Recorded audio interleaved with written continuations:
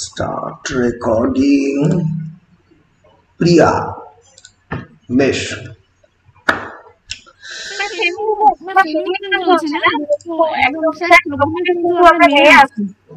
হ্যাঁ কি হ্যাঁ হ্যাঁ যেহেতু মানে ফেমিনিজম নিয়ে খুবই অদ্ভুত ব্যাপার। যবে থেকে এই উইমেন রাইটিং এর পেপারটা পড়াচ্ছি তবে থেকে কোনো ছেলেদেরকেই আমি দেখতে পাচ্ছি না। মানে একমাত্র সুভাষিসকে দু একবার দেখলাম, এছাড়া আর কোনো ছেলেদেরকেই দেখতে পাচ্ছি না। মানে চারপাশে নেই, এটা কেন আমি সেটাই তো বুঝতে পারছি না। মানে যখনই ফেমিনিজম পড়াচ্ছি তখনই মানে সম্পূর্ণ নারীরাই ক্লাস করছে আর পুরুষরা ক্লাস করছে না। এটা তো হওয়ার কথা নয়, এটা অদ্ভুত ব্যাপার। আরেকটা বিষয় আছে যে আমরা এতজন নারী আপনার মানে ক্লাস করার জন্য এত উৎসুক, বারবার আপনাকে মেসেজ করা হচ্ছে স্যার আসুন আসুন আসুন। ঠিক ঠিক ঠিক ঠিক ঠিক ঠিক একেবারেই তাই। মানে যারা মেসেজ করছে তারাও সবাই নারী আর কি। এটাও কোইন্সিডেন্ট আর কি। সো কতজন চ্যাট মানে আছে সেটা দেখলে বোঝা যাবে নারী শক্তির বিকাশ ঘটছে। ঠিকই ঠিকই। তো যাই হোক, আজকে যার গল্প আমরা পড়বো তিনি একজন নারী, মহাশ্বেতা দেবী। শুধু নারী নয়, একজন অত্যন্ত তেজস্বিনী নারী, এবং তার গল্পের ধরন এবং তার গল্পের লেখার স্ট্রাকচারটাই নিয়ে আমি আগের দিন আলোচনা করেছিলাম। আজকে সেসব নিয়ে অল্প করে বলে আমি ডাইরেক্টলি টেক্সটের মধ্যে চলে যাব। সো আমি আজকে অল্প ব্যাকগ্রাউন্ডটা বলে দিই 10 বা 15 মিনিটের মধ্যে, তারপর আমি টেক্সটে যাব। আচ্ছা, প্রথম কথা, মহাশ্বেতা দেবী ওয়াজ বলো বলো বলো। আমাদের এই যুগে মানে মহাশ্বেতা দেবী দ্রৌপদী হওয়া দরকার। হ্যাঁ, এত ভালো লিখেছেন, ঠিক অসাধারণ লেখা, সত্যি ব্রিলিয়েন্ট লেখা। তো মহাশ্বেতা দেবী ওয়াজ a writer of the marginalized people. In the previous day we were discussing about what is marginalization. Marginalization is basically those people who belong to the margin and not in the center. So marginalization actually basically means those people who belong to the margin socially, culturally, topographically, geographically. যারা এই মার্জিনে belong করে তাদের নিয়েই মহাশ্বেতা দেবী লেখেন। So if we consider this page a kind of our society, if we consider this our society, তো এই সোসাইটির এই যে আমি যদি মার্জিন কেটে দিই, আমি একটা খুবই খারাপ দেখতে মার্জিন কাটছি, কিন্তু তাও তো এই যে মার্জিনে যারা বিলং করে, those who are peripheral, those who are marginalized, তাদেরকে নিয়েই মহাশ্বেতা দেবী সারা জীবন লিখেছেন। এবার কথাটা হচ্ছে, প্রশ্নটা হচ্ছে যে what is margin and what is centre, এই নিয়ে প্রশ্ন উঠতেই পারে। এই মার্জিনালাইজেশন পৃথিবীতে অনেক রকম ভাবে হতে পারে। সোশ্যাল মার্জিনালাইজেশন, কালচারাল মার্জিনালাইজেশন, ইকোনমিক মার্জিনালাইজেশন, সব কিছুর দিক দিয়ে মার্জিনালাইজেশন হতে পারে। এবার আমি ধরে নিই সোশ্যাল মার্জিনালাইজেশনের মধ্যে কি পড়ছে, ডেফিনেটলি কাস্ট পড়ছে, কাস্ট ডিসক্রিমিনেশন, কাস্টের ভিত্তিতে ডিসক্রিমিনেট করা, ভাগ করা। তুমি ট্রাইবাল, তুমি উপজাতি, তুমি শিডিউল ট্রাইব, তুমি শিডিউল কাস্ট, তুমি মাহার, তুমি মুন্ডা, এই যে মার্জিনালাইজেশন that belongs to the social as well as it is cultural and as well as it is economic. Why cultural? কারণ আমি এখানে আর্য জাতির, আরিয়ান রেসের পিওরিটি প্রতিপন্ন করার চেষ্টা করছি। আমরা আর্য, আমরা পবিত্র, আমরা শুদ্ধ, আমরা পিওর, তোমরা অনার্য। এই যে আমরা এখানে একটা ডিস্টিংশন বা বাইনারি ক্রিয়েট করছি। বাইনারি কি? এই যে ধরা যাক এখানে এই দিকে আছে গুড আর এই দিকে আছে ইভিল, এইটা একটা মার্জিনালাইজেশন। ভালো বা খারাপ তাকে বলে আমরা তো জানি না, আমরা ঠিক করি।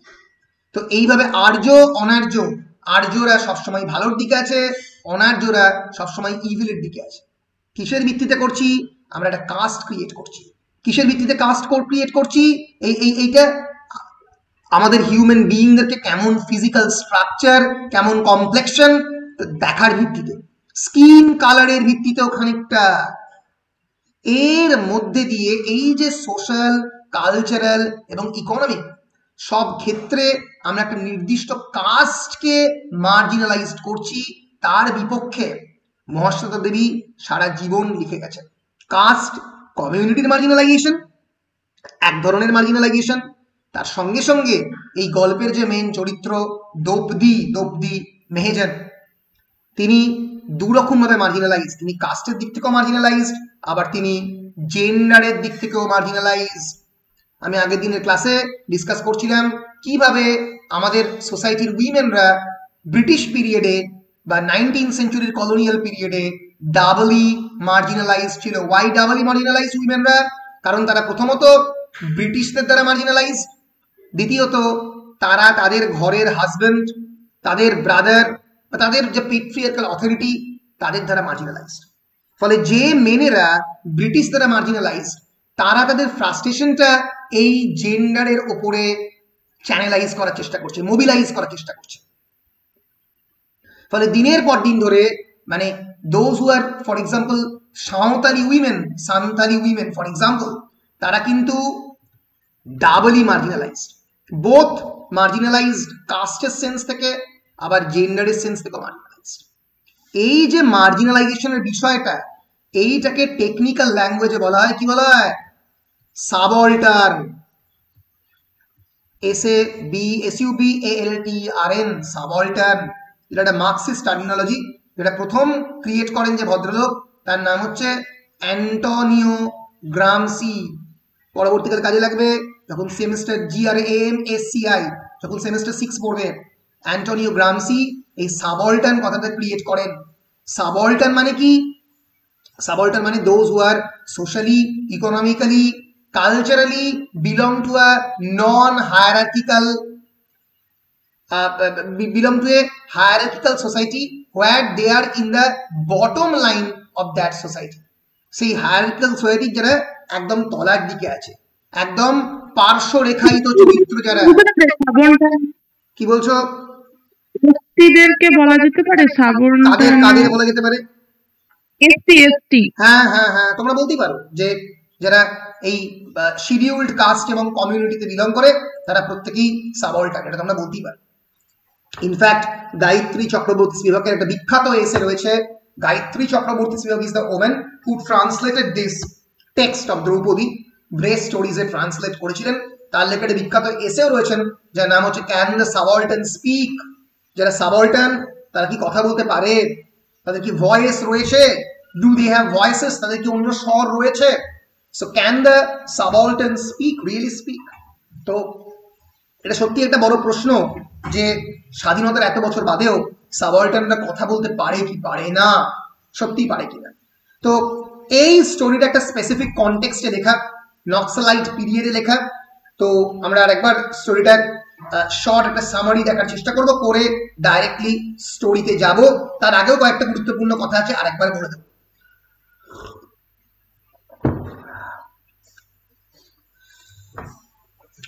এবার এহেনও একজন writer who is very much empathetic about marginalisation. তোমরা জানো যে তিনি জ্ঞানপীঠ অ্যাওয়ার্ড পেয়েছেন, র্যামন ম্যাগসাসে অ্যাওয়ার্ড পেয়েছেন, সাহিত্য একাডেমি অ্যাওয়ার্ড পেয়েছেন, জীবনের বিভিন্ন সময়ে সংবর্ধিত হয়েছেন।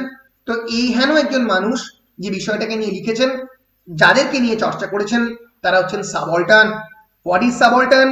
In post colonial studies or in critical theory, the term subaltern designates and identifies the colonial populations who are socially, politically, and geographically excluded from the hierarchy of power. যারা ক্ষমতার কেন্দ্রবিন্দু থেকে দূরে থাকে, এম্পিরিয়াল কলোনির মেট্রোপলিটন থেকে দূরে থাকে, শবর যারা, লোদ যারা, সাঁওতাল যারা, এমনকি যারা আমরা বলা যেতে পারে যারা সত্যি পাওয়ারফুল নয় সোসাইটির মধ্যে, তারাও ইকোনমিক্যালি পাওয়ারফুল নয়, এমন লোকও সাবঅল্টার্ন হতে পারে। ফলে এই সাবঅল্টার্নদের নিয়ে মহাশ্বেতা দেবীর এই গল্প। এই দ্রৌপদী প্রথম পাবলিশড হয় মহাশ্বেতা দেবীর যে short story collection Agnigarbha or womb of fires 1978 published হয়, তাতে দ্রৌপদী সংকলিত হয়। পরবর্তীকালে গায়ত্রী স্পিভাক তার নিজের collection of short story breast stories, মানে যেটা তিনি ট্রান্সলেট করেন, তাতে এটি প্রথমবার মানে ইংরাজি ট্রান্সলেশনের আকারে পাবলিশড হয়। এই গল্পের যদি আমরা ব্যাকগ্রাউন্ড দেখি, এই গল্পের ব্যাকগ্রাউন্ডে তিনটে জিনিস খুব important. One is the Naxalite movement of Bengal. তোমরা জানো বাংলাতে যে নকশাল আন্দোলন 1967 থেকে শুরু হয় 1971 সাল পর্যন্ত একটা ভয়ঙ্কর আর্মড রেভলিউশনারি আন্দোলন, যে প্রথমবার মানুষ বিশ্বাস করতে শুরু করে that gun or firearms is the source of the human power, the weapon is the source of the human emancipation and freedom। বন্দুকের নলি হচ্ছে ক্ষমতার উৎস এবং স্বাধীনতার কেন্দ্রস্থল। বন্দুকের নল দিয়েই আমি স্বাধীনতা পাবো। প্রেসিডেন্সি, ক্যালকাটা ইউনিভার্সিটি থেকে শুরু করে কিছু প্রিমিয়ার ইনস্টিটিউশন, যাদবপুর ইউনিভার্সিটি, শিবপুরের ইনস্টিটিউশনে কিছু বিখ্যাত ছাত্র এই মুভমেন্টে এই মুভমেন্টে অংশগ্রহণ করে, নিজেদের কেরিয়ার, নিজেদের ভবিষ্যৎ এই সব কিছুকে জলাঞ্জলি দিয়ে তারা বেরিয়ে পড়ে রাস্তার মধ্যে। এবং কলকাতার রাস্তায় তখন একটা সময় বেরোনোই ভয়ঙ্কর ব্যাপার ছিল। সামনে ছুরিকে রেখে পরীক্ষা দেওয়া হতো। প্রচুর মানুষজন, অসংখ্য মানুষ খুন হয়েছে। তাদের মেন এমই ছিল যারা ল্যান্ডলর্ড, যারা জোরদার, তাদের হাত থেকে এই সমাজকে মুক্ত করার। এই গণতন্ত্রে তারা বিশ্বাস রাখেনি, তারা পার্লামেন্টারি ডেমোক্রেসি বা সংসদীয় গণতন্ত্রে বিশ্বাস রাখেনি। তারা বিশ্বাস করেছে বন্দুকের নলি ক্ষমতার উৎস। এবং সত্যি কথা বলতে কি, শুধু একজন দুজন নয়, একটা বিরাট সমাজের বড় অংশের লোকজন ওই তত্ত্বে বিশ্বাস করতে শুরু করেছিল। এবং আমরা জানি যে যে মুভমেন্ট 67 এবং 68 থেকে বিরাট আকার ধারণ করে 69, 70, 71 আস্তে আস্তে কমতে 71 গিয়ে সম্পূর্ণ নির্মূল হয় বলা যেতে পারে। তাও নির্মূল হয়নি। যারা নক্সালাইট মুভমেন্টে পার্টিসিপেট করে তাদের অনেকেরই কেরিয়ার ধ্বংস হয়ে গেছিল, অনেকে বিদেশে চলে গেছিল। ফর এক্সাম্পল মিঠুন চক্রবর্তী যে নক্সালাইট ছিলেন, তিনি নিজে বলেছিলেন যে তার পলিটিক্যাল আইডেন্টিটির জন্য তিনি বাংলাতে ফিরতে পারেননি বলে তিনি বম্বেতে গিয়েছিলেন এবং সেখান থেকে কোইন্সিডেন্টালি স্টার হয়ে যান। অনেক বিজ্ঞানী যারা সারা পৃথিবীতে বিভিন্ন জায়গায় রয়েছে তারা বিভিন্ন সময় কনফেস করেছে যে তারা নক্সালাইট ছিলেন কোনো না কোনো সময়। ফলে এটা ঘটনা আমাদের পশ্চিমবঙ্গের অ্যাটলিস্ট বিভিন্ন ব্রিলিয়েন্ট ছেলেদের একটা বিরাট বড় অংশ এই নক্সালাইট মুভমেন্টে বিলিভ করতে শুরু করেছিল। তো এই শর্ট স্টোরির ব্যাকড্রপে কিন্তু এই নকশাল আন্দোলন রয়েছে, এই ল্যান্ডলর্ডদের আন্দোলন, ল্যান্ডলর্ডদের বিপক্ষে কয়েকজন ইয়াং ছেলেদের রেগে যাওয়ার কাহিনী। কিন্তু এখানে আমি যে সমস্ত মানুষদের কথা বললাম তারা প্রত্যেকেই কিন্তু সমাজের রীতিমতো হায়ারার্কির ওপরের স্তরে বিলং করে, প্রেসিডেন্সি যারা পড়ে, যারা ক্যালকাটা ইউনিভার্সিটিতে পড়েছে। কিন্তু এখানে এই গল্পের কেন্দ্রবিন্দু যাকে নিয়ে, মানে নকশালবাড়ি তোমরা জানো আন্দোলনটা শুরুই হয় উত্তরবঙ্গ থেকে, ধূপগুড়ি এবং জলপাইগুড়ি ডিস্ট্রিক্ট, কুচবিহার ডিস্ট্রিক্টের অংশ থেকে প্রথম শুরু হয়। চারু মজুমদার, কানু সান্যাল এদের হাত ধরে এই নক্সালাইট মুভমেন্টের প্রথম জন্ম হয়। কিন্তু সেটা নাবতে নাবতে দক্ষিণবঙ্গে এসে নামে আর কি বীরভূমের। এই গল্পর যে সেটিং সেটা কিন্তু বীরভূম। খুবই ইন্টারেস্টিংলি এই গল্পের সেটিং হচ্ছে বীরভূম। এবং এই গল্পের যে চরিত্র সে কিন্তু এই আর্য সমাজে বা এই so called mainstream, those who are brilliant students, those who so called belong to the higher sections of the society, সেখানে বিলং করে না। সে একজন নারী এবং সেই নারী এই গল্পের মধ্যে কিভাবে একটা অন্যতম ইম্পর্টেন্ট চরিত্রে ঢুকবে সেটা আমরা দেখব। এছাড়াও এই গল্পের আরো একটা ব্যাকগ্রাউন্ডে আছে বাংলাদেশ লিবারেশন ওয়ার 1971-এ বাংলাদেশ মুক্তিযুদ্ধ, যেখানে ভারতবর্ষের বিভিন্ন সোলজাররা ইন্দিরা গান্ধীর নেতৃত্বে জয়েন করছে এবং বাংলাদেশ স্বাধীনতা পাচ্ছে। একটা ইকোনমিক সাপ্রেশন, সোশ্যাল সাপ্রেশন পাকিস্তানের হাত থেকে মুক্ত হয়ে, ইস্ট পাকিস্তান থেকে মুক্ত হয়ে বাংলাদেশ হচ্ছে প্রথমবার। সেটাও একটা অন্যতম গুরুত্বপূর্ণ ব্যাকগ্রাউন্ড এই গল্পতে। এছাড়া এই গল্পের আঘাতের একটা মূল জায়গা হচ্ছে আমাদের এনশিয়েন্ট হিন্দু এপিক মহাভারত। যে মহাভারত আমাদের নিজস্ব এপিক, আমরা আর্যরা যাকে আমাদের মহাকাব্য বানিয়েছি, অনার্যরা বানায়নি। আমাদের আর্যদের তৈরি বেদ, আমাদের আর্যদের তৈরি উপনিষদ, আর্যদের তৈরি মহাভারত।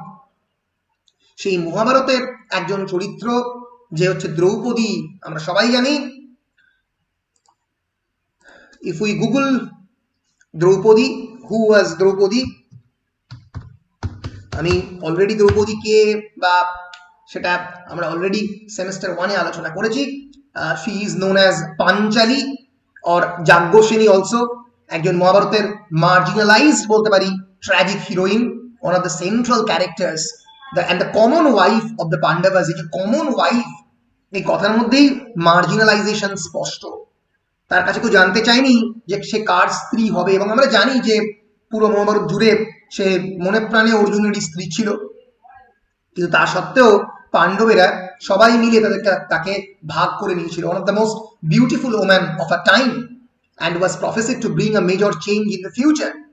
আমরা জানি যে মহাভারতের অ্যাসেম্বলি হলে তার বস্ত্র হরণ করা হয়েছিল Draupadi, the disrobing episode of the Draupadi. কিন্তু মহাভারতের দ্রৌপদীকে সাহায্য করেছিল একজন গড, একজন ঈশ্বর, and that is Krishna, by constantly supplying the endless number of clothes, the endless amount of clothes. কিন্তু এই গল্পতে আমরা দেখব যে দ্রৌপদী মেহেজন, যে একজন সাঁওতাল যাকে সাহায্য করার জন্য কোনো ঈশ্বর নেই, একজন পুলিশের অত্যাচারের সামনে সে দাঁড়িয়ে, সে সম্পূর্ণ নগ্ন হয়ে বিবস্ত্র হয়ে দাঁড়িয়ে রয়েছে, এবং সেটাই তার সব থেকে বড় শক্তি। সে বলছে যদি তুমি আমাকে কোনো বস্ত্র না দাও, দেবে না, এটাই আমার পাওয়ার, এটাই তার এম্পাওয়ারমেন্ট। এবং আমরা দেখছি যে অপর যে মানুষ, যে সেনানায়ক যে অত্যাচারটা করছে তার উপরে, সেনানায়ক কথাটা একটা মেটাফোরিক্যাল কথা এই গল্পের চরিত্র, কিন্তু সেনানায়ক সিম্বলাইজ করছে স্টেট অপারেশন, স্টেট সাপ্রেশনকে, রাষ্ট্রের মহিলাদের উপরে বা নারীদের উপরে যে অত্যাচার তাকে সিম্বলাইজ করছে সেনানায়ক কথাটা। এবং সেনানায়ক সেই মুহূর্তে দাঁড়িয়ে এম্বারাসড হয়ে কি করবে সে বুঝতে পারছে না। তার হোয়াইট বুশ শার্টের মধ্যে রেড স্পিটিং রক্তের দাগ সেটি দিচ্ছে এই দ্রৌপদী মহাজন। ফলে এই গল্প কিন্তু শুধুমাত্র গল্প নয়, এই গল্পটা হচ্ছে সাবভার্সন অফ মিথের গল্প। Myth, what is myth? Myth is basically construction of a nation. একটা জাতিকে তৈরির জন্য মিথের প্রয়োজন হয়, পুরাণের দরকার হয়। যে তোমাদের ইতিহাস কি? আমাদের ইতিহাস হচ্ছে এই পুরাণ মহাভারত। তোমার ইতিহাস কি? আমার হচ্ছে প্যারাডাইস লস্ট, ব্রিটিশরা বলবে। ফলে মিথ মেকিং, তোমরা বলছো metamorphosis, very important part of the myth, মিথের পার্ট মেটামরফোসিস। যে এই গ্রেকো রোমান কালচার তৈরি করতে মেটামরফোসিসের প্রয়োজন। ফলে এই যে মিথ হচ্ছে একটা জাতির ভ্যালোরাইজেশন, একটা জাতির গর্বের জায়গা হচ্ছে মিথ। আমাদের খুবই ইম্পর্টেন্ট জায়গা হচ্ছে মহাভারত, আমাদের জাতির একটা গর্বের জায়গা মহাভারত। তো সেই মহাভারতের একটা ইম্পর্টেন্ট নারী চরিত্রের মতো করে আর একটা নারী চরিত্র তৈরি করছেন মহাশ্বেতা দেবী। সে চরিত্রের নাম হচ্ছেন দ্রৌপদী। সে আর্য নারী চরিত্র নয়, সে আর্য দ্রৌপদী নয়, আর নন আরিয়ান দ্রৌপদী। তাকে দাঁড় করাচ্ছেন ওই একই কনটেক্সটে, তাকে বিবস্ত্র করছে, মলেস্ট করছে, রেপ করছে বেশ কয়েকজন স্টেট মেশিনারির রিপ্রেজেন্টেটিভ, এবং সে সেখানে দাঁড়িয়ে তাকে endless supply of cloth supply করার কোনো ভগবান, কোনো গড বা কোনো কৃষ্ণ তার কাছে কেউ নেই। তা সত্ত্বেও সেখানে দাঁড়িয়ে সে কিভাবে রেজিস্ট করছে। সে বলছে আমাকে নগ্ন করো, দেখি তোমার কত বড় ক্ষমতা। সে সেই নগ্ন ভাবে এখানে সে সেই মুহূর্তে দাঁড়িয়ে পড়ছে, তখন কিন্তু কোনোভাবেই কোনো স্টেট মেশিনারির কোনো রিপ্রেজেন্টেটিভ সেই মুহূর্তে দাঁড়িয়ে সেখানে ভয় খেয়ে যাচ্ছে। এই যে ভয় খেয়ে যাওয়া, এই কনটেক্সট থেকেই কিন্তু এই দ্রৌপদী যে টাইটেল তার সার্থকতা আমরা বলতে পারি। ফলে আমরা যদি ব্যাকগ্রাউন্ডটা দেখি, আমরা দেখব এই তিনটে ব্যাকগ্রাউন্ড, নক্সালাইট মুভমেন্ট, একজন মার্জিনালাইজড নারী চরিত্র, বাংলাদেশ লিবারেশন ওয়ার অল্প অল্প আছে, and of course subversion of the myth of the ancient Hindu epic of the Mahabharata। আমি আগেই বলেছি দুটো প্রশ্ন আমি তোমাদের মেটেরিয়ালও দিয়েছি এই টেক্সট থেকে, খুব ইম্পর্টেন্ট। একটা হচ্ছে issue of the politics of marginalisation, marginalisation can be women discrimination, এটাও করতে পারে।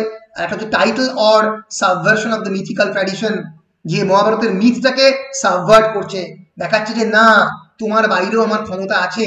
দেখো, তোমাদের নিজস্ব হিন্দু মাইথোলজি দ্রৌপদী, তার বাইরে আমি হয়তো দ্রৌপদী মেহেজন, একজন সাধারণ খেটে খাওয়া মানুষ যে ল্যান্ডলর্ডদের হাতে এক্সপ্লয়েটেড, কিন্তু আমিও কিন্তু পুলিশের অত্যাচারের জবাব দিতে পারি, এই কলিযুগেও দাঁড়িয়ে জবাব দিতে পারি।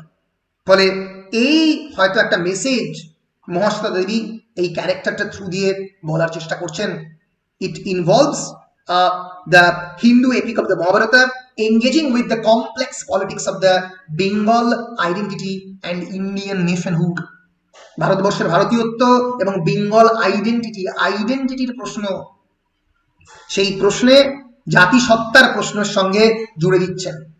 And the tribal uprising against the wealthy landlords brought upon the fury of the government, which led to the Operation Bakuli that sought to kill the so-called tribal rebel. এই যে feudal landlord and the state nexus, এই যে state police machinery তার সঙ্গে যারা feudal landlord তাদের যে আঁতাত অর্থাৎ রাষ্ট্র যে সবসময় যারা বড় লোক তাদের কথা শোনে, যারা যে ফাইন্যান্সিয়ালি পাওয়ারফুল তাদের কথাকে রাষ্ট্র সবসময় শোনে, এই অপারেশন বাকুলি যেটা বীরভূমে সত্যিকারই হয়েছিল, সেই অপারেশন বাকুলির থ্রু দিয়ে এই ক্যারেক্টারটাকে ক্রিয়েট করে দোব্দি মেহেজন এবং তার হাজবেন্ড দোলনা তাকে ক্রিয়েট করে এই গল্পটা লেখা হয়েছে। এবং এই গল্পের যে মূল থ্রেড তাকে বোনা হয়েছে। আমি আগের দিনই বলছিলাম যে মহাশারদা দেবী এখানে একটা জায়গাতে বলছেন যে I think a creative writer should have a social conscience. A creative writer must have a social conscience. Social conscience মানে সামাজিক বিবেক, তার বিবেক বোধ থাকতে হবে। I have a duty towards society. I ask myself this question 1,000 times. Have I done what I could have done? আমার যা করার কথা ছিল আমি কি করেছি? আমি কি সোসাইটির কাছে রেসপন্সিবল নই? আমি কি আমার যে দায়িত্ব এই সমাজ দিচ্ছে একজন লেখিকা হিসেবে সেটা কি আমি সত্যিই পালন করতে পারছি? Am I successfully able to perform my duty as a writer, as a creative writer? এর ফলে এই যে রাইটারের সমাজের সঙ্গে যে সম্পর্ক এবং তার যে নিজস্ব রেসপন্সিবিলিটি তার কথাও কিন্তু দ্রৌপদী বলে, কারণ দ্রৌপদী রেজিস্ট করে, দ্রৌপদী প্রতিরোধ তৈরি করার চেষ্টা করে।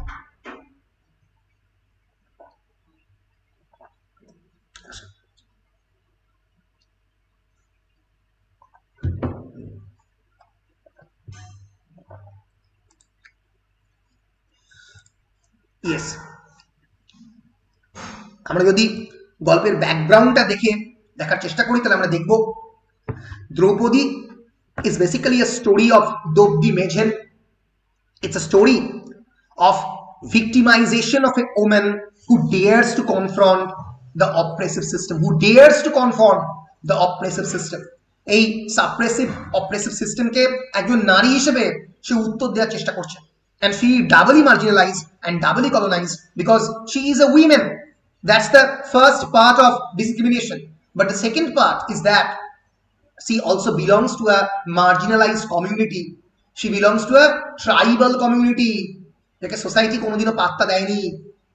It narrates the predicament of a tribal woman caught between the pools of subsistence living and the appropriatory logic of feudalistic moralist patriarchal state and the allied system. A feudalistic state যেটা feudal machinery, একজন নারী যে প্রত্যেক দিন খেতে পাচ্ছে না, who is caught between the pools of the subsistence মানে sustenance, daily sustenance, প্রত্যেক দিনের যে জীবন চারণ, যে খুদকুড়ো খেয়ে বেঁচে আছে সেটাও পাচ্ছে না। সেই কনটেক্সটে দাঁড়িয়ে তার রেজিস্ট্যান্সের কাহিনী Draupadi. দোব্দি মেহেজেন a Naxalite informer activist, তিনি একজন Naxalite informer activist. She is a Santal or Santhal. She along with her husband Dulna had rebelled against the oppressive state feudal nexus. In the time of the drought, কিসের বিপক্ষে প্রতিবাদ করেছে? যে যখন খরা চলছিল, at the time of the drought, তখন সূর্যা সাহু এই গল্পের একজন চরিত্র, he is a feudal kingpin of the area in connivance with the state, had got 2 tube wells and 3 wells. তার বাড়িতে 3টে কুয়ো রয়েছে, 2টো টিউবওয়েল রয়েছে। সারা বীরভূম জুড়ে খরা চলছে। Dug within the compound of his 2 houses, when the whole Birbhum was reeling under the famine, he and his class refused to let the tribals share their unlimited water resources. তাদের যে unlimited water resources সেই ট্রাইবালদের share করতে দিচ্ছে না তারা। এই যে অবিচার, এই যে সাপ্রেশন এবং ইনজাস্টিস, এই জায়গা থেকেই তো নক্সালাইট মুভমেন্ট সারা পশ্চিমবঙ্গে ছড়িয়ে পড়ে। কারণ যেখানে এই ধরনের ইনজাস্টিস হয়েছে, যে একজন মানুষের হাতে প্রচুর পরিমাণে টাকা, তারা কোনোভাবেই কয়েকটা ছোট প্রিভিলেজ এই সমস্ত লোয়ার কাস্ট পিপলদেরকে পেতে দিচ্ছে না, তখনই তো বন্দুকের নল ক্ষমতার উৎস হয়ে উঠছে। তখনই তো লোকজনের বাড়িতে আক্রমণ হচ্ছে, ফিউডাল ল্যান্ডলর্ডদের সঙ্গে যুদ্ধ হচ্ছে, তাকে মেরে দেওয়ার চেষ্টা করছে, সেই জায়গা থেকেই। So when the whole Birbhum was reeling under famine, he and his class refused to let the tribals share their unlimited water resources.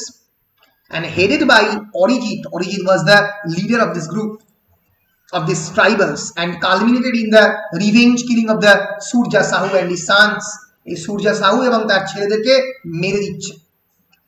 In the aftermath of this killing, এর পরে, and consequent upon the brutal and indiscriminate manhunt launched by the state through Operation Bakuli, এই operation বাকুলি তখন state conduct করছে, যেখানে দোবদি and Dulna were forced to flee and live the life of the fugitives. তখন তারা they are living the life of the fugitive and exile. তারা এক জায়গা থেকে আরেক জায়গায় ঘুরে ঘুরে বেড়াচ্ছে।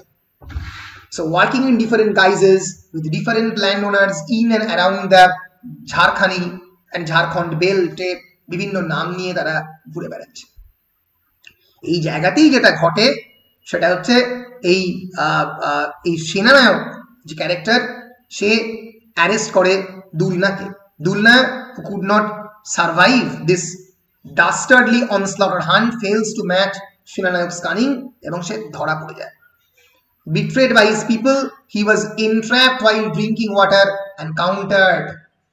And since then, Dobdi Mejhen is on the most wanted list of the police and is living life anonymously.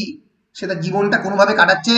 যখন দুলনা ধরা পড়ে গেছে, এই সময় সেনানায়ক এই জায়গা থেকেই এই গল্পটা শুরু হচ্ছে, এই ব্যাকগ্রাউন্ড থেকে, যেখানে দোবদি মেঝেন একজন নক্সালাইট হিসেবে এই সুরজা সাহুকে খুন করার দায়ে তাকে পুলিশ খুঁজছে এবং তার হাজবেন্ড দুলনা অ্যারেস্টেড হয়েছে। সে কিন্তু ঘুরে বেড়াচ্ছে, তাকেও অ্যারেস্ট করা হবে। সেই কাহিনীটা আমরা এই টেক্সটে পড়ব এবং সে কিভাবে উত্তর দেয় সেটাও আমরা এই টেক্সটে পড়ব। আমরা দেখব একটা বিখ্যাত সিন যেখানে ultimately she will get arrested এবং যেখানে refusing to obey the command she appears bigger than life to the all too calculating সেনানায়কের যে কনসেপশন অ্যাবাউট লাইফ তার থেকে অনেক বড় হিসেবে দেখা দেবে। and the army commander, সেনানায়ক যখন তাকে মলেস্ট করবে, বলবে একে রেপ করো, একে মলেস্ট করো, ওর শিবদানাকে ভেঙে দাও, she walks naked towards সেনানায়ক in the clear sunlight, very uplifted and determined. মানে যে মুহূর্তে তাকে সম্পূর্ণরূপে বিবস্ত্র করবে, সে সম্পূর্ণভাবে বিবস্ত্র হয়ে সেখানে হাজির হবে এবং বলবে, and she says, what's the use of the clothes? এই কাপড় ব্যবহার করে আমি কি করব? You can strip me, but how can you clothe me again? তুমি আমাকে স্ট্রিপ করতে পারো, কিন্তু তুমি আমাকে আবার কেমন করে কাপড় পরাবে? Are you a man? তুমি নিজেকে পুরুষ বলে দাবি করো? She looks around and chooses the front of Shinanayok's white bush shirt to spit the bloody gob at and says, there isn't man here and I should be ashamed. এখানে কোনো পুরুষ নেই, তাই আমার লজ্জা পাওয়ার কোনো কারণ নেই।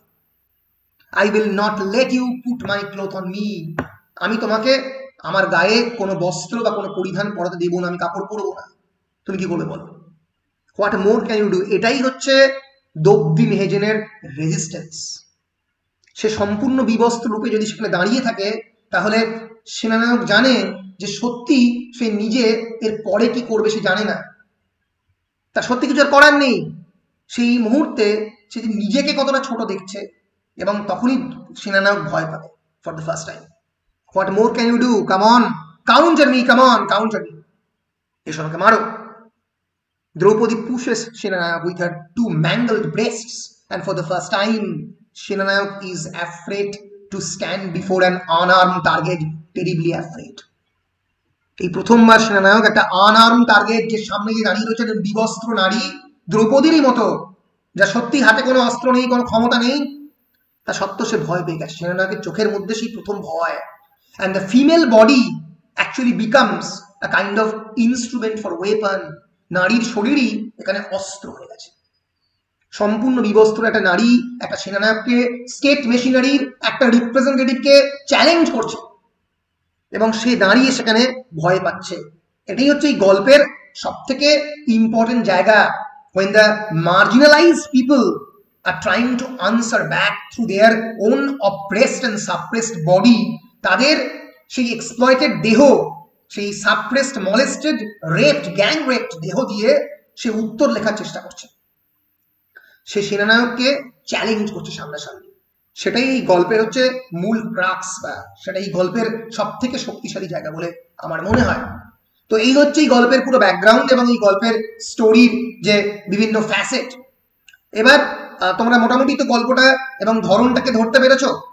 যদি ধরতে পেরে থাকো তাহলে আমি যেটা করবো, তোমাদের কোনো প্রশ্ন থাকলে বলো, তাহলে আমি টেক্সটের মধ্যে যাব। বলো কোনো প্রশ্ন? স্যার বলছিলাম স্ক্রিনটাকে একটু জুম করুন, আমরা জুম করলে মানে দেখা যাচ্ছে না পুরোটা। আচ্ছা অবশ্যই।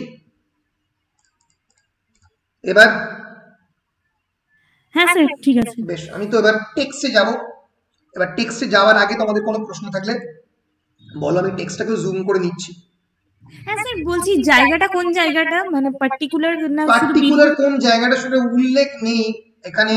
অনেকেই বলছে যে চিরা খান, তারপরে বাকরাঝাড়, এই সমস্ত জায়গাগুলো রেফার করছে, যেটা অনেকটা ঝাড়খণ্ড বর্ডার, খানিকটা বীরভূমের অংশ।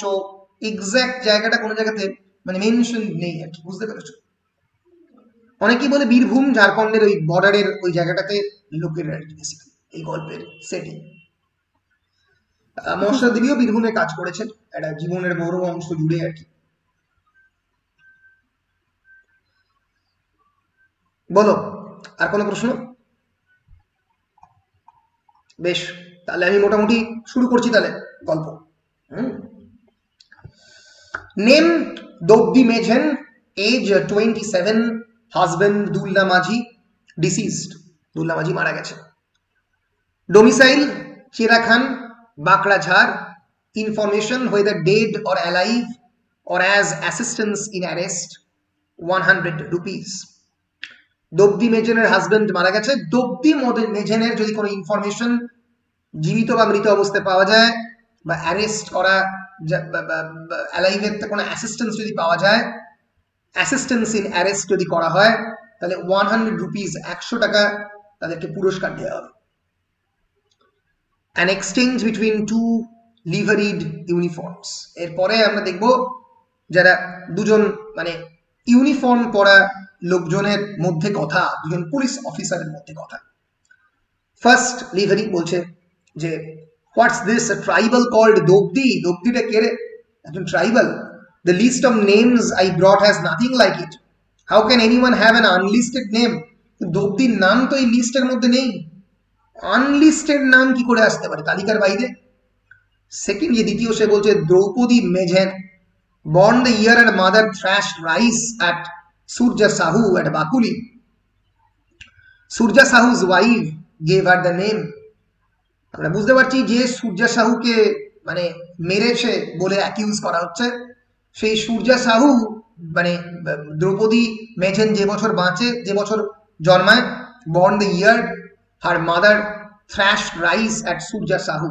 সূর্যা সাহুর মানে গায়ের দিকে মানে সূর্যা সাহুর ঘরের মধ্যে থ্রেশ রাইস, রাইসটাকে থ্রেশ করতো, অর্থাৎ ওই ওই চাল এবং খুদ যে আলাদা করা হয় না, থ্র্যাশিং তাকে পুরো প্রসেসটাকে বলা হয়। তার দোব্দি মহাজনের মাও সূর্যা সাহুর ওখানে কাজ করতো, বুঝতে পেরেছো? ফলে একটা পুরো family colonised under the hands of the Surja Sahu. Surja সাহুর বাড়িতে রাইস থ্রেশ করতো। এখন মারা গেছে সূর্যা সাহু বাকুলি জায়গাতে। সূর্যা সাহু's wife gave her the name. সূর্যা সাহুর যে তার যে ওয়াইফ, সেই দ্রৌপদী মেঝেনের নামও দিয়েছে। So these officers, first officer বলছে, these officers like nothing better than to write as much as they can in English. What's all this stuff about her? এই যে যারা অফিসাররা, they like nothing better than to write as much as they can in English. ইংরেজিতে যতটা জানে ততটাই লেখে, তার বেশি কিছু লেখেই না। হোয়াটস অল দিস স্টাফ অ্যাবাউট আর, এগুলো কি তাদের সম্পর্কে? সেকেন্ড অফিসার বলছে মোস্ট নটোরিয়াস ফিমেল, নটোরিয়াস মানে ভয়ঙ্কর, ডেঞ্জারাস একজন criminal, long wanted in many, মানে বিভিন্ন কেসের একজন ওয়ান্টেড আসামি বলা যেতে পারে। এবার হচ্ছে ডোসিয়ের। ডোসিয়ের হচ্ছে যে যেটা মানে মানে আমরা বলতে পারি যে ব্যাকগ্রাউন্ড রিডিং, বা আমাদেরকে ইনফরমেশন যেটা দেয়া হচ্ছে এই গল্পের মধ্যে সেটাকে ডোসিয়ার বলছি। ডোসিয়ার এক্সাক্ট মানে আমরা একবার দেখে নেওয়ার চেষ্টা করবো। DOSSIER, dossier meaning it's a collection of the papers or other sources containing detailed information about a particular person or subject. dossier অনেক সময় ক্রিমিনালদের খোঁজার জন্য খোঁজার পরে dossier 51, dossier journal এরকম ইউজ করা হয়। It's a collection of papers or other sources containing detailed information about a particular person. এবার সেই মানুষটা সম্পর্কে যে ডিটেইলড ইনফরমেশন সেটা এই ডোসিয়ারে দেওয়া হচ্ছে। যে ব্যাকগ্রাউন্ড আমি অলরেডি বলেছি তারই খানিকটা অংশ। Dulna and Dopdi worked at harvests rotating between Birbhum, Bardhaman, Murshidabad and Bankura. তার বীরভূম, বর্ধমান, মুর্শিদাবাদ, বাঁকুড়ার বিভিন্ন জায়গাতে যখন যারা ল্যান্ডলেস কাল্টিভেটর বা ল্যান্ডলেস যারা ফার্মার, যারা ভূমিহীন কৃষক বিভিন্ন জায়গাতে ঘুরে ঘুরে তারা তো চাষ করে, এরাও বীরভূম, বর্ধমান, মুর্শিদাবাদ, বাঁকুড়া জুড়ে চাষ করত। In 1971, in the famous Operation Bakuli, when 3 villages were cordoned off, যখন 3টে ভিলেজকে প্রায় ঘিরে ফেলা হয়, যে বাকুলির কথা আমি একটু আগে বলছিলাম যে অপারেশন বাকুলিতে অ্যারেস্টেড হয় দোলনা মাঝির দুলনা মেঝে, তার হাজবেন্ড দোবদি। তো সেই অপারেশন বাকুলির কথা বলছে যেখানে সূর্যা সাহু মারা যায়। 1971, in the famous Operation Bakuli, when 3 villages were cordoned off and machine gunned, they too lay on the ground faking dead. তারাও কিন্তু গ্রাউন্ডের মধ্যে শুয়ে পড়েছিল ফেকিং ডেড। ফেকিং ডেড মানে মৃত বলে নিজেদেরকে প্রমাণ করার জন্য, কিন্তু আসলে মৃত নয়, ফেক করেছিল। In fact they were the main culprits, তারাই কিন্তু মেইন কালপ্রিট ছিল। Murdering Surja Sahu and his son, occupying upper caste wells and tube wells during the drought, not surrendering those 3 young men to the police. Surja Sahu কে তারা murder করেছিল, তার ছেলেকেও murder করেছিল। Upper caste যে well, তাদের যে কুয়ো, যেটা লোয়ার কাস্টটা ইউজ করতে পারবে না, এই যে বাধা এবং বিপত্তি, এবং tube well during the drought তারা ইউজ করেছিল, তারা সারেন্ডার করেনি those 3 young men to the police, পুলিশের কাছে। In all this they were the chief instigator, তারাই ছিল মূল প্রতিবাদী। In the morning, at the time of the body count, the couple could not be found, যখন দেখা গেল যে দেহগুলোকে গোনা হচ্ছে মেশিন গান দিয়ে, তাদের দেহগুলোকে আর খুঁজে পাওয়া যাচ্ছে না। ফেকিং ডেড, তারা মৃত বলে নিজেদেরকে দেখিয়েছে, তারপরে পালিয়েছে। The blood sugar level of Captain Arjan Singh, the architect of Bakuli, Captain Arjan Singh, যে এই বাকুলিটা করেছে মেন মানে army officer, rose at once, তার তো ব্লাড সুগার উঠে গেল। And proved yet again that diabetes can be a result of anxiety and depression. Diabetes যে anxiety এবং ডিপ্রেশনের ফলে হতে পারে সেটা বোঝাই গেল ক্যাপ্টেন আর্জন সিং এর ব্লাড সুগার লেভেল দেখে। Diabetes has 12 husbands, among them anxiety is one of them. ডায়াবেটিসের প্রায় 12টা হাজবেন্ড রয়েছে, and তাদের মধ্যে anxiety one of the husbands আর কি। Dulna and Dobdi went underground for a long time in a Neanderthal darkness. Neanderthal মানে anyone? Neanderthal man? Neanderthal মানে ওই প্রাচীন যুগে ক্রো-ম্যাগনন ম্যান যেমন ছিল, নিয়ান্ডারথাল। নিয়ান্ডারথাল হচ্ছে এক ধরনের এনশিয়েন্ট প্রিমিভাল ম্যান, তাকে প্রাইমেট, তাকে নিয়ান্ডারথাল বলা হয়। হোমো নিয়ান্ডারথালিস বলা হয় হোমোসেপিয়েন্স এর অনেক আগে। It's an extinct species or subspecies of the archaic humans who lived in Eurasia until about 40,000 years ago. অন্যরকম দেখতেও ছিল। নিয়ান্ডারথাল ডার্কনেস বলতে এখানে প্রিমিটিভ ডার্কনেস বোঝাচ্ছে, প্রাচীন ডার্কনেস, যে ডার্কনেসের মধ্যে খুঁজে পাওয়া যায় না। দুলনা এবং দোবদি went underground, আন্ডারগ্রাউন্ডে চলে গেল long time in a Neanderthal darkness. The special forces attempting to pierce that dark by an armed search compelled quite a few Santals in the various districts of the West Bengal to meet their maker against their will. এই special forces যারা, তারা এই যে darkness এর মধ্যে pears করার চেষ্টা করলো, বেশ কয়েকটা সার্চ করে ওয়েস্ট বেঙ্গলের বিভিন্ন ডিস্ট্রিক্টে সাঁওতালদেরকে অ্যারেস্ট করলো, to meet their maker against their will. তাদের মেকার মানে গড, ঈশ্বরকে তাদের সঙ্গে দেখা করানোর জন্য, অর্থাৎ তাদেরকে জাস্টিস দেওয়ার জন্য। মানে এখানে মানেটা দাঁড়াচ্ছে যে তারা একটা ভুল করেছে, দোষ করেছে, তাদের ইচ্ছার বিপক্ষে তাদের ঈশ্বরকে তাদের সঙ্গে মিট করাবার জন্য। তারা মৃত্যুর পরে তারা তো মারা যাবে আলটিমেটলি এই জাস্টিসের ফলে তারা যেন তাদের মেকার বা ঈশ্বরকে আরেকবার দেখতে চায় তাদের ইচ্ছার বিরুদ্ধে। বাই দ্য ইন্ডিয়ান কনস্টিটিউশন, এবার ভারতবর্ষের সংবিধানের কথা লেখিকা বলছেন। By the Indian constitution all human beings regardless of caste and creed are sacred। ভারতবর্ষের সংবিধান অনুযায়ী সমস্ত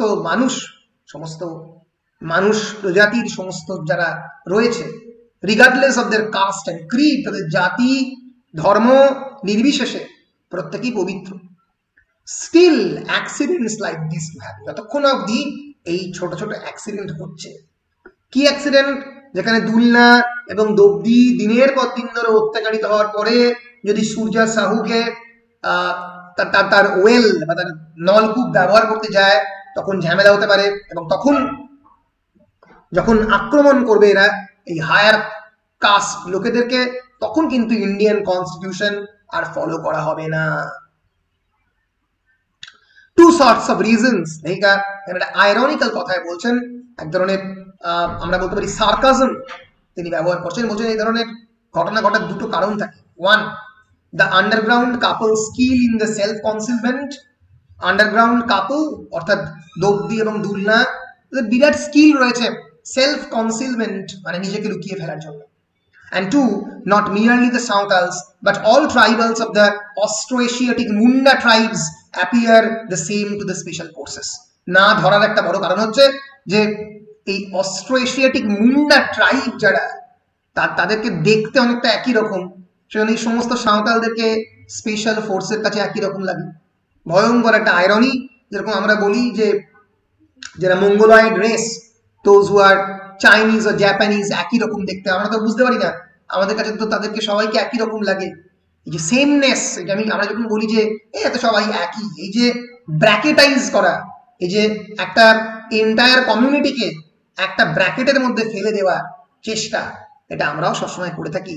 এটার বিপক্ষে লেখিকা বলছেন, in fact all around the ill-famed forest of Jharkhani, which is under the jurisdiction of the police station at Bakrajhar, বাঁকড়াঝাড় এবং ঝাড়খানি ফরেস্টের চারিদিকে ill-famed মানে তার খুব খারাপ নাম, which is under the jurisdiction of the police station at Bakrajhar police station under it, in this India of ours even a worm is under a certain police station। Ironically লেখিকা বলছেন যে এই ভারতবর্ষের একটা কীট বা একটা পোকামাকড়ও একটা পুলিশ স্টেশনের আন্ডারে পড়ছে। Even in the southeast and southwest corners, one comes across hair-raising details in the eyewitness records put together on the people who are suspected of attacking police stations, stealing guns. Since the snatchers are not invariably well educated, they sometimes say, "Give up your chambers." যেহেতু তারা খুব educated নয়, তাই যারা এই গানগুলোকে চুরি করে তারা বলে এই তোমাদের চেম্বারগুলো দিয়ে দাও। চেম্বার বলতে মানে গানের যে চেম্বার যেখানে বুলেট রাখা হয় তার কথা বলছে।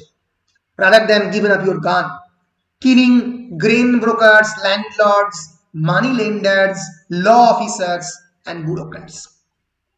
ফলে এই যে পুলিশ স্টেশন, সেই পুলিশ স্টেশনের যে রিপোর্ট, সেই রিপোর্টটা very hair raising details of the eye witnesses record, যারা দেখেছে এই সমস্ত ক্রিমিনালদের, কারা কারা তারা কি কাজ করেছে, তারা পুলিশদেরকে অ্যাটাক করেছে, গান স্টিল করেছে, গ্রেন ব্রোকার যারা শস্যের দানার মধ্যস্বত্বভোগী, যারা বিক্রি করে বিভিন্ন জায়গাতে, আমরা খুব ভালো করে পড়লেই বুঝতে পারবো এটা কিন্তু সোসাইটির সেই হায়ার ক্লাস সেকশনের মানুষ যারা এই অপ্রেসিভ যারা সেকশনে বিলং করে, যারা এই সোকল্ড সোসাইটির তলার দিকে বিলং করে, তাদেরকে এক্সপ্লয়েট করেই বেঁচে আছে। ল্যান্ডলর্ড, মানি লেন্ডার, ল অফিসার, ব্যুরোক্র্যাট, এদেরকে বিভিন্নভাবে অ্যাটাক করেছে এই দুলনা এবং দব্দি। তো এদের যে পুলিশ রেকর্ড সেটা দেখে সত্যি অবাক হতে হয়, কারণ প্রত্যেকটা আই উইটনেসের ডেসক্রিপশন সেখানে আছে, কারণ এমন ভাবে পুলিশ তাদেরকে চার্জশিট দিতে চায় যাতে তারা শাস্তি পাবেই। A black-skinned couple ululated like police sirens before the episode. Ululation মানে কি? ululation মানে মানে এক ধরনের আর্তচিৎকার, সেটা প্রশংসারই হোক বা নিন্দারই হোক। একবার দেখে নি ululation। ululation মানে to utter a loud, usually protracted, high-pitched rhythmical sound, আর্তচিৎকার যেটা বললাম, especially as an expression of sorrow, joy, celebration or reverence মানে শ্রদ্ধা। তাহলে দুঃখ, যন্ত্রণা, আনন্দ সব জায়গাতেই যখন আমি একটা আর্তচিৎকার করি, একটা ভয়ঙ্কর লাউড shriek, একটা loud protracted, high-pitched, rhythmical sound produce করি, তাকে বলা যেতে পারে ইউলেশন। সো ইউলেশন এখানে কিভাবে ইউজ করা হয়েছে? A black-skinned couple ululated like police sirens। যখন পুলিশ সাইরেন যায় পা পা পা পা পা পা, সেই রকম ভাবেই এই ব্ল্যাক স্কিনড কাপল, যাদের স্কিনটা কালো, এই দোবদি মেঝেন অ্যান্ড দুলনা মেঝেন, তাদের নামটাও যেন এই সাইরেনের মতো চারিদিকে ছড়িয়ে দিয়েছে। দোবদি দোবদি এবং তার সঙ্গে সঙ্গে তোমার দুলনা যাতে কেউ মানে সবাই এর ধরবে। সো ল্যাঙ্গুয়েজটা কিন্তু সত্যি দেখার মতো, দারুণ ট্রান্সলেট করেছে ন্যাচারালি।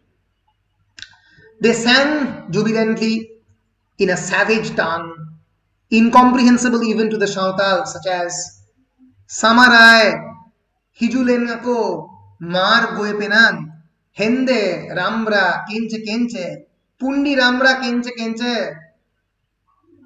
এই শব্দগুলোর মানে আমিও জানি না, অনেকেই বলে এটা হচ্ছে এক ধরনের Santali slang.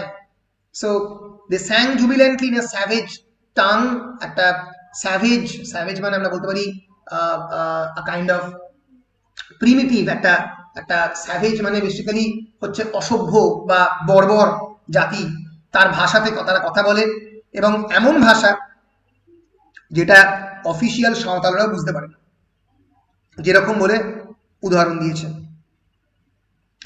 And this proves conclusively, এবং এটাই প্রুভ করে that they are the cause of Captain Arjan Singh's diabetes। এবং এই যে দুই কাপল, মানে এই যে একটা কাপল, এই যে দুই মানুষ দোবদি এবং দুলনা, এরা ক্যাপ্টেন আর্জান সিং এর ডায়াবেটিসের কারণ। ফলে এই যে বারবার এই টেক্সট জুড়ে আমরা দেখব those who belong to the higher sections of the society, army officer, bureaucrat, তাদেরকে একটা খারাপ চোখে কিন্তু মহাশ্বেতা দেবী বারবার মানে দেখাবার চেষ্টা করেছেন।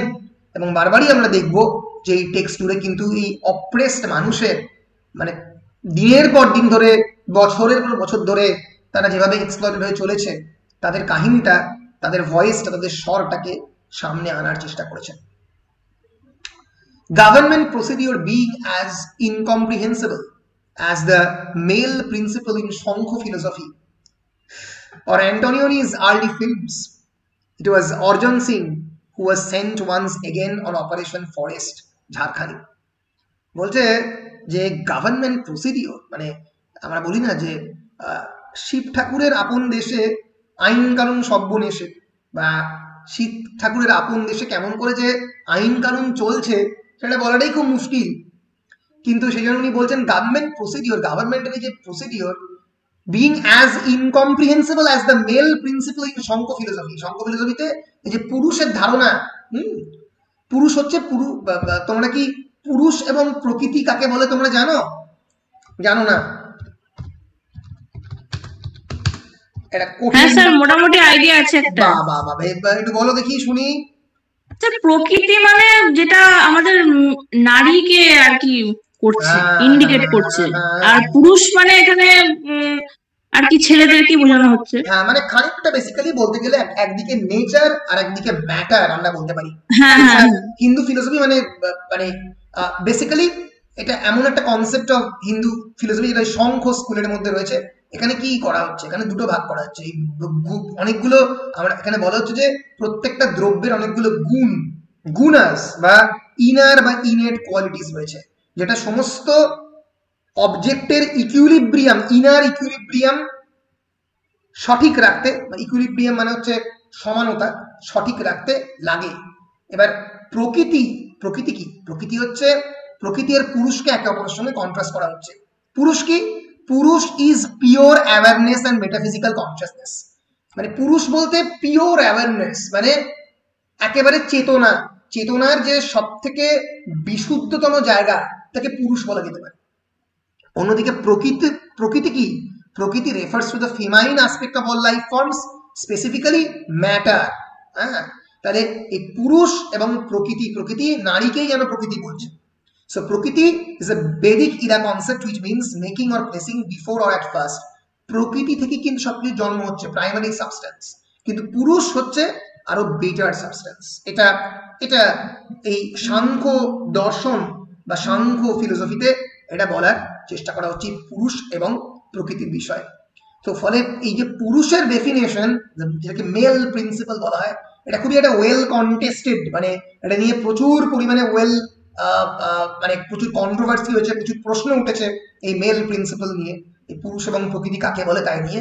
হচ্ছে গভর্নমেন্ট প্রসিডিওর, যে সরকারি প্রসিডিওর, এটাই মানে সংঘ ফিলোসফির মেল প্রিন্সিপাল বলা যেতে পারে, এতটাই কঠিন। বা অ্যান্টোনিওনির প্রথম দিককার সিনেমা, বিখ্যাত ইটালিয়ান ডিরেক্টর অ্যান্টোনিওনি, পুরো নামটা ভুলে গেলাম, ইয়েস, মিকেলাঞ্জেলো অ্যান্টোনিওনি। সিনেমা দেখলে কয়েকটা সিনেমা সত্যি অসাধারণ, বিশেষ করে বিখ্যাত সিনেমাটার নাম ভুলে গেলাম, দারুণ সিনেমা, আমি দেখেছিলাম ছোটবেলায়, যে অ্যান্টোনি ব্লো আপ মনে হচ্ছে নাকি, দেখি সিনেমাটার নাম, একটা দুর্ধর্ষ সিনেমা ছিল ব্লো আপ বলে, অ্যান্টোনিওনি ব্লো, ইয়েস, ব্লো আপ, অ্যান্টোনিওনির বিখ্যাত সিনেমা, 1966-এ প্রডিউস করার, তোমার এটা দেখতে পারো, দারুণ সিনেমা। হ্যাঁ, বলে রাখলাম, মানে এটা কিন্তু মানে তোমার কি বলে, মানে বললাম সাসপেন্স থ্রিলার। সিনেমার শুরুর দিকে মডেল ফটোগ্রাফার এই নারীর ছবি তুলছে, এবং হঠাৎ করে দেখা যাবে যে এই মেয়েটা মার্ডার হয়েছে, এবং এই ফটোগ্রাফারের ফটোর মধ্যে সেই মার্ডারের ছবিটা কোনোভাবে লেগে রয়েছে, এবং সেখান থেকে ব্লো আপ সিনেমাটা হবে, দারুণ সিনেমা, সত্য সিনেমা। তো এই মিকেলাঞ্জেলো অ্যান্টোনিওনির প্রথম দিককার সিনেমা বলা তো খুব কঠিন সিনেমা, এই গভর্নমেন্ট প্রসিডিওরকে এই অ্যান্টোনিওনির সিনেমার সঙ্গে তুলনা করা হয়েছে। ঠিক আছে,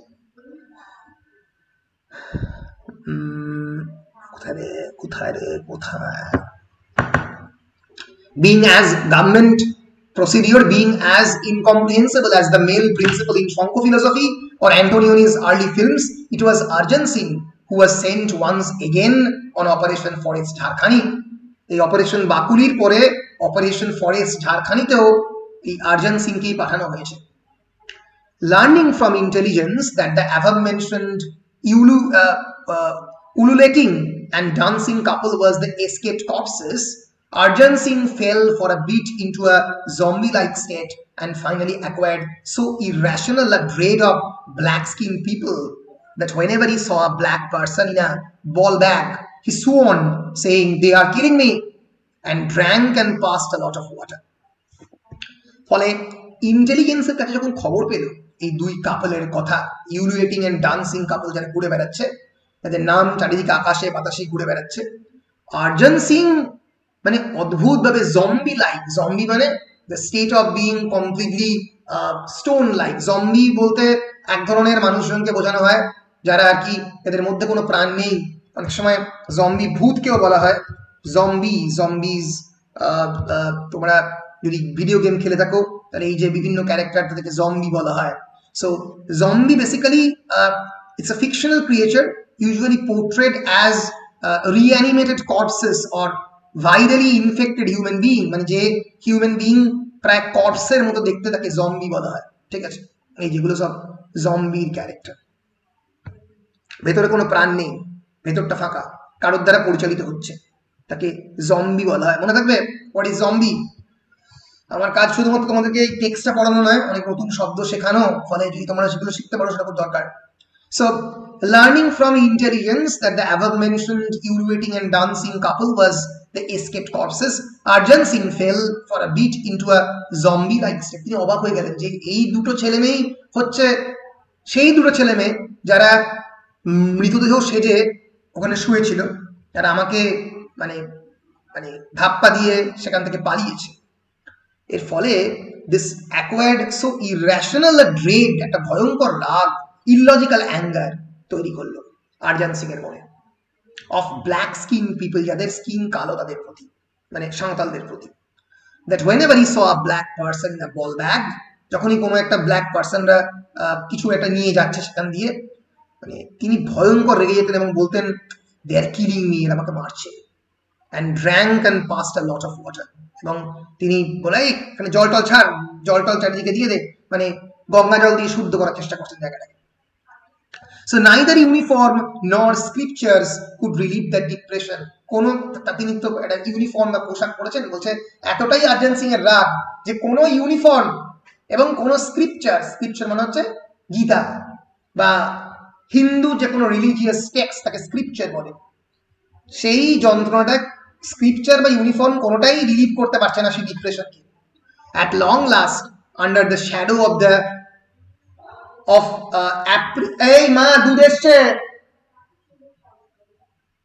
at long last, under the shadow of a premature and forced retirement, it was possible to present him at the desk of Mr. Shinanayam, the elderly Bengali specialist in combat and extreme left politics. এরপরে কি হলো? Under the shadow of a premature বানানটা একটু ভুল লিখেছে, premature and forced retirement, premature এবং force রিটায়ারমেন্টের মুখে তাকে আসতে হলো এই মিস্টার সেনানায়কের ডেস্কে, যিনি একজন বেশ বয়স্ক Bengali specialist in combat and extreme left politics. কেমন করে মানুষকে মারতে হয়, এই বিশেষ করে লেফট পলিটিক্সে যারা অ্যাসোসিয়েটেড, আর্ম রেভলিউশনে যারা অ্যাসোসিয়েটেড, সেই রকম লোকজনকে কেমন করে সাহায্য করতে হয় তার ব্যাপারে সেনানায়ক একজন এক্সপার্ট। তো তার টেবিলে প্রিম্যাচিওর রিটায়ারমেন্টের সময় তিনি এলেন এবং সেনানায়ক knows the activists and capacities of the opposition better than they themselves do, মানে যারা এগুলো করে তার থেকে সেনানায়ক বলছে বেটার যায়। হ্যাঁ, so first therefore he presents and encomium on the military genius of the Sikhs. What's the meaning of the encomium? Encomium মানে কি বলো দেখি? Encomium exact মানে হচ্ছে এক ধরনের স্পিচ আর কি। yes, a speech or piece of writing that praises someone or something highly. কাউকে যদি ভয়ঙ্করভাবে প্রেজ করা হয় ফ্ল্যাটারি দিয়ে তাকে এনকমিয়াম বলা হয়। so Shenanayak knows the activities and capacities of the opposition better than they themselves do. First therefore প্রথমে he presents an encomium on the military genius of the Sikh, শিখদের মিলিটারি জিনিয়াস নিয়ে প্রশংসা করলেন। then he explains further, তারপরে বলল is it only the opposition that should find power at the end of the barrel of a gun? এর যারা বিপক্ষে দাঁড়িয়ে আছে তারাই কি শুধুমাত্র বন্দুকের নলকে শক্তির উৎস বলে মনে করে? আমরা কি করি না? আমরা পুলিশ, আমরাও করি। so end of the barrel of a gun as the source of the power, এটা তো আমরাও করতে পারি, তাহলে আমরা ওড়াবো। Arjan Singh's power also explodes out of the male organ of a gun. গানের যে নলটা তাকে মেল অর্গানের সঙ্গে তুলনা করা হয়েছে, আর্জন সিং এরও সেটা হয় বলছে। উইদাউট আ গান even the 5 Ks come to nothing in this day and age. These speeches he delivers all and sundry.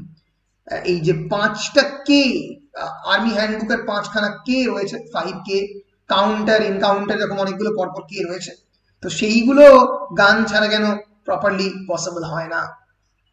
These speeches he delivers all and sundry, এই সমস্ত স্পিচগুলো তার সে সবসময় বলতে থাকে। as a result the fighting forces regain their confidence in the army handbook. এর ফলে যারা fighting ফোর্সে associated তারা আর্মি হ্যান্ডবুকে বিশ্বাস আস্তে আস্তে আবার ফিরে পায়।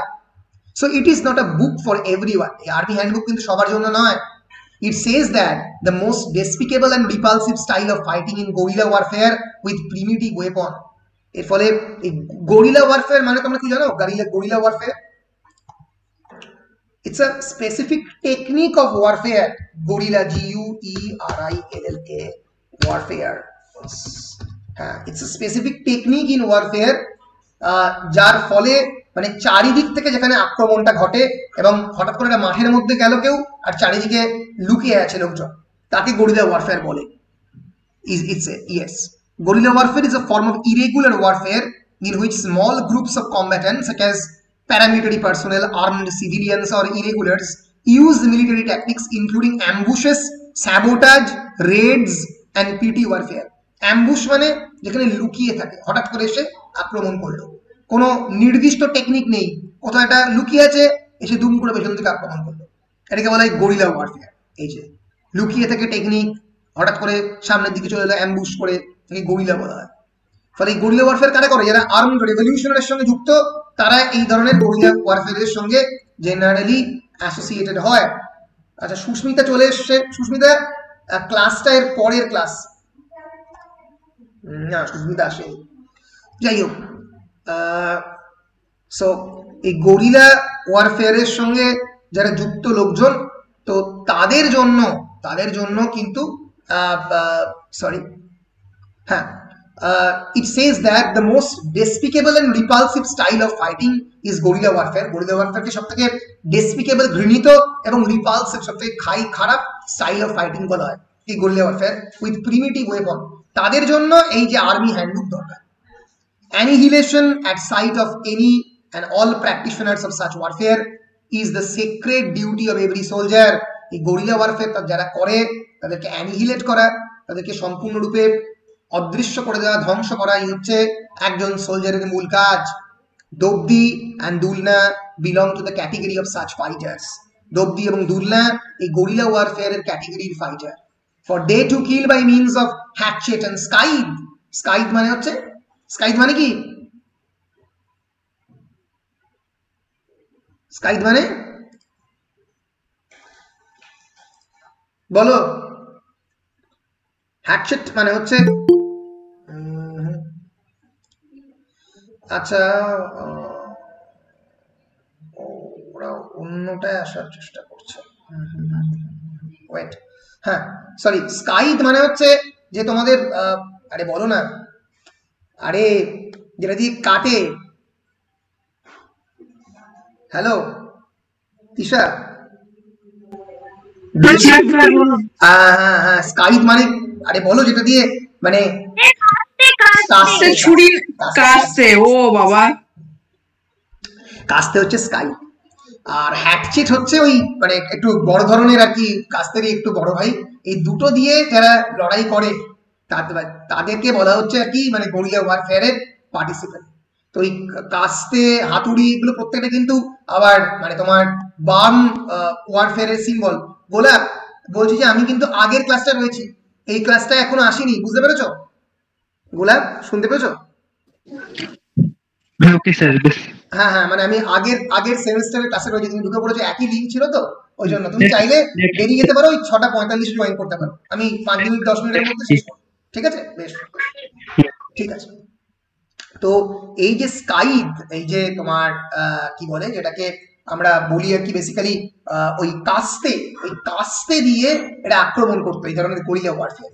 তো এইখানে এইভাবে দোবদি মেহেজেনরা আক্রমণ করতো।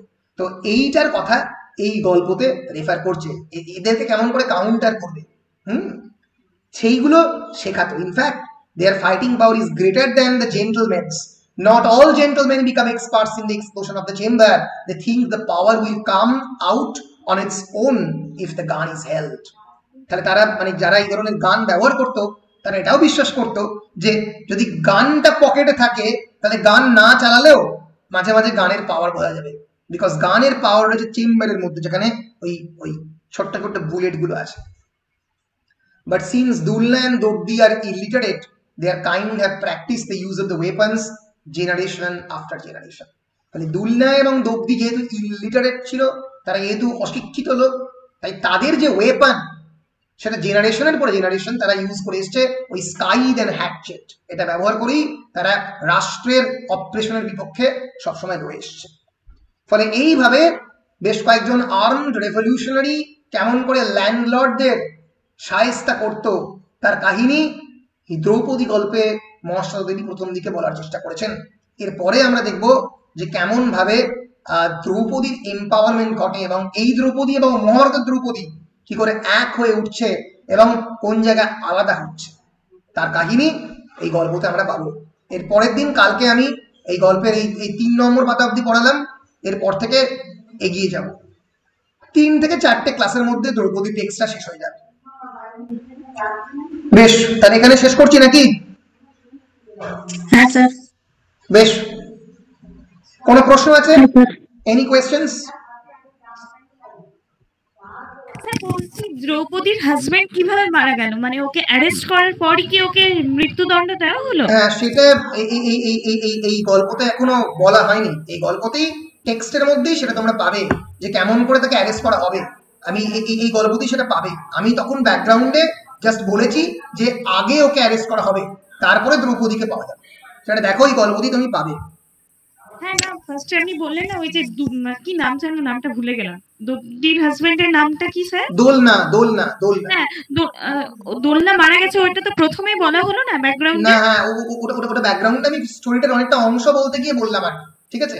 কিন্তু মানে দোলনা এখনো মারা যায়নি, সেটা এই টেক্সটের মধ্যে দেখা যাবে, বুঝতে পেরেছো? এখন ফ্ল্যাশব্যাকে চলছে ফ্ল্যাশব্যাকে চলছে গল্পটা। ফ্ল্যাশব্যাকে ওকে স্যার। পাবে এখানে পুরো টেক্সটটাই পাবে আর কি। তো এই হচ্ছে বিষয়। তাহলে আমি মোটামুটি এখানে আমাদের ক্লাসটা শেষ করছি নাকি?